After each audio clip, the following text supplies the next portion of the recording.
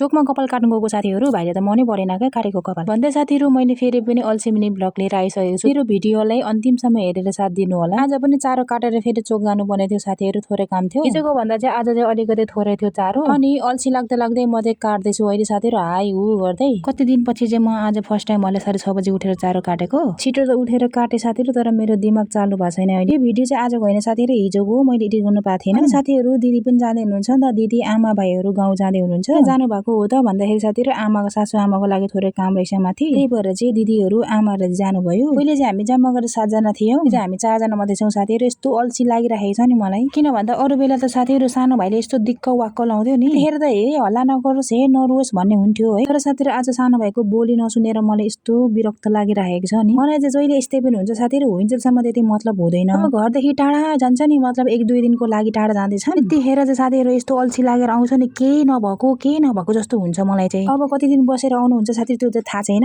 तर कति दिन आउनुहुन्न त्यति दिन चाहिँ यहाँनिर एकदम धेरै सुनसान हुनेछ घरमा। यो दिदीले उठाउँदै आउनु भएको साथीहरू, अस्ति हामीले काटेर सुकाएको हो। नसुकिन्जेलसम्म चाहिँ साथीहरू कति धेरै थियो, सुकेपछि चाहिँ एक बोरा पनि भएन। बोरामा भएको पनि साथी त्यति मजाले त सुकेको छैन, तर त्यो त्रिपालमा भएको चाहिँ हामीले चेन्ज गरेर फेरि त्यो नयाँले सुकाउनु पर्ने थियो। त्यसमै भएर एकछिनको लागि चाहिँ हामीले त्यसलाई चाहिँ बोरामा हाल्यौँ। त्यसपछि साथीहरू चारोलाई काटिसकेर हामी चाहिँ सुकाउनतिर लाग्यौँ। हामी चाहिँ घरमा धेरै भएको कारणले साथीहरू एकछिनमै हामीले चाहिँ ओसारेर सक्यौँ। मेरो चाहिँ साथीहरू अरूको जस्तो चाहिँ यस्तो रमाइलो खालको चाहिँ मेरो भिडियो त्यति छैन। यो कुरा चाहिँ मलाई राम्रोसँग थाहा छ साथीहरू, तपाईँहरूले पनि थाहा होला। घरमा अलिअलि भएको काम चाहिँ साथीहरू तपाईँहरू देखाइरहेको हुन्छु, तर अरू काम केही पनि छैन नि त, त्यही भएर पनि हो साथीहरू। यस्तै भयो भने हेरिदिनु होला। हाम्रो घरमा चाहिँ कस्तो चलन छ भन्दा साथीहरू, खाएको आफ्नो थाल धुनु पर्ने हुन्छ, चाहे सानो होस् चाहे ठुलो होस्, काम त गर्नै पर्यो। एकजनाले बाहिरको काम गर्दैछ भने एकजनाले किचनको गर्नु पर्यो, एकजनाले रुमको गर्नु पर्यो, किनकि साथीहरू अब त्यो अर्को काम उनीहरूले गर्न सकेपछि त हामी पनि अर्को काम गर्न भ्याइन्छ नि त। त्यही भएर साथीहरू हामी चाहिँ उनीहरूले गर्न सकेको चाहिँ काम हराउँछौँ। हामीले चाहिँ साथीहरू ओसारी सकेर चाहिँ हामी बडाल कुडालतिर लाग्यौँ। भाइ त क्यामेरामा आएर खेलेकै हेरेकै रहेछ अघि कहिलेदेखि नै। उनलाई छुम खेलौँ भनेर उसले सोचिरहेको रहेछ अघिदेखि। चोक त जाउँ भनेर सोचिरहेको छु साथी, तर मलाई यस्तो निन्द्रा र अल्छी लागिरहेको थियो नि। एकछिन त म सुतिरहेको थिएँ, फेरि दिदीले जाउँ न त, किन नजाने के हो र, त्यस्तो भिडियो पनि बनाउनुपर्छ भन्नुभयो। भिडियो बनाउनुपर्छ